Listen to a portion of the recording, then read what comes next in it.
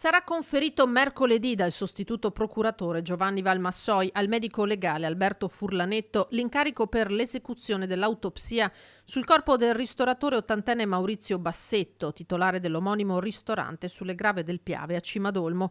Bassetto è stato ritrovato senza vita sul fondo della concimaia dell'agriturismo, sul corpo 6 fendenti, di cui uno al cuore, che ne avrebbero causato la morte. Secondo la prima ricostruzione dei carabinieri della compagnia di Conegliano, quei colpi se li sarebbe inferti da solo, utilizzando un coltello e un rasoio che sono stati trovati addosso al cadavere, ma la procura, che ha aperto un fascicolo sul caso, non esclude per ora alcuna pista e considera decisiva l'autopsia per acquisire elementi certi sulla morte del noto ristoratore.